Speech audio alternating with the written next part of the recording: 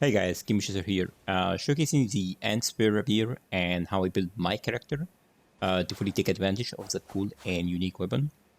The Antspur Rapier is a thrashing sword, and it comes with a Scarlet Rot build-up. And what does it mean? It means that you can take advantage of that and infuse the weapon with more build-up, and you will end up with a weapon that can have 2 or even 3 different types of build-up. And that's actually quite insane and fun thing to play with.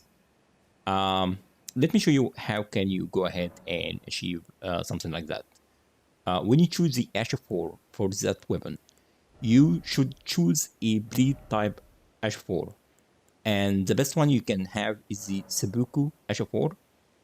The reason you choose the seppuku H4 is because we will activate it at the beginning of the fight, and the weapon will have a bleed build up for 1 minute. And if you choose also the poison affinity, you will end up with a weapon that does have bleed, Scarlet Rot, and poison build up. Of course, for this build, we are using 2 versions of the Antspur.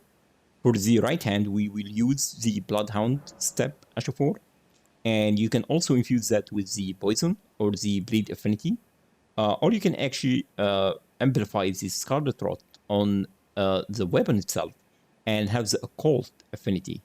I personally had the poison affinity on both of them, but going with bleed or occult will lead to similar results. There are no wrong here. The location to get this weapon is in the Altus Plateau, to the west of the shaded castle.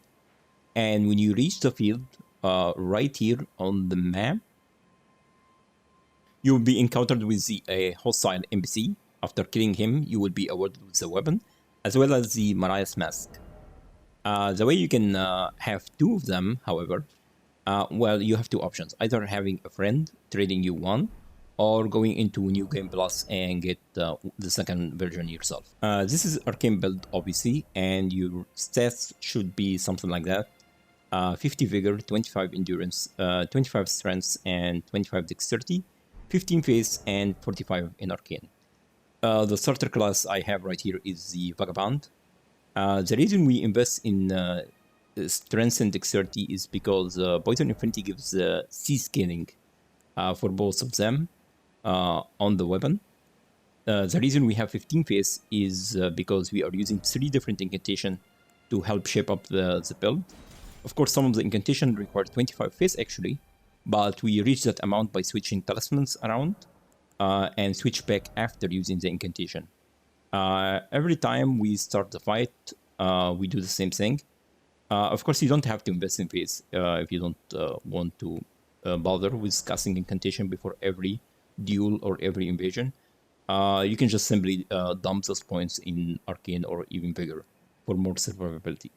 Choice is yours, really. This is a flexible build. The gear is totally up to you, but seeing how many people are running around with pre-builds, I recommend use the Lionel gear, except for the helm, where I recommend you use the Silver Tear Mask for 8 points in Arcane.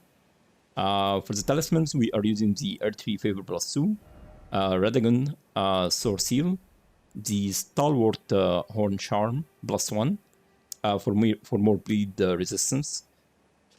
And for the last slot, you can use the Crimson Emperor Medallion plus 2, or Dragon Crest Great Shield Talisman, or Lord of Blood Exaltation for more damage. It's really up to you. You can just choose one of those talisman I listed in the build. Anyway, I really hope you guys try this build and let me know what you think in the comment section below. I also hope you enjoy my content, and if you have any questions, please let me know.